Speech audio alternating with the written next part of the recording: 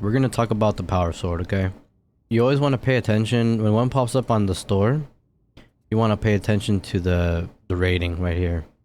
Make sure it's at least like 330 or something like that for it to be a really good roll on it.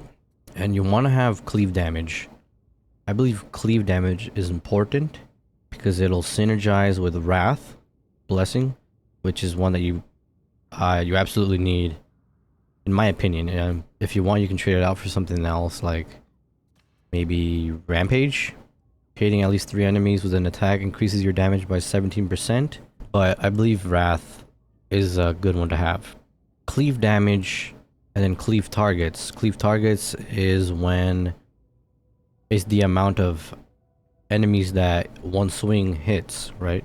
So the higher percentage, the higher number of enemies that you'll be hitting. And the cleave damage is the damage that you're doing to that whole like swing of enemies that you just hit. And the actual damage itself, I don't think it's too important because you're already doing a lot of damage with this weapon. I know you're not always going to get the perfect roll on this, right? Or Wrath. If you're not getting Wrath on it, you can get Rampage, Power Cycler. The one where I'm not even sure if it's still in the game, but I saw in the beta that there is a perk where it like extends the duration of the activation. When it's electrified and you're doing so much damage, it increases the duration of that.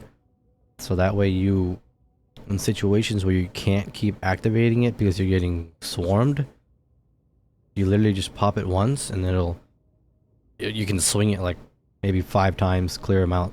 So you don't have to spam the activation key as much. So that one's pretty good to have. For the perks, the 15% damage versus flak armored one, I think that one's good.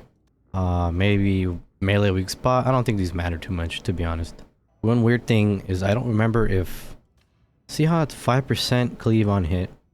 This one has 10% cleave on hit. So that means it stacks up to 50%. And this is only at 25%. But the cleave damage on this one is low, so that's why I opted to go for this one. It was 79% cleave damage.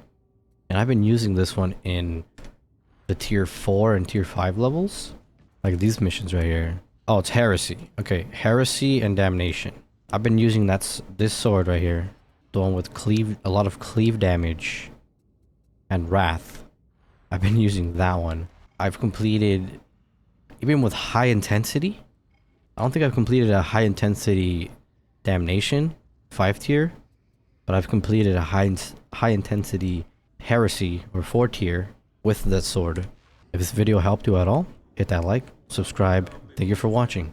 We're also going to be doing another video on the best rifle, in my opinion. So keep a lookout for that. It might already be out.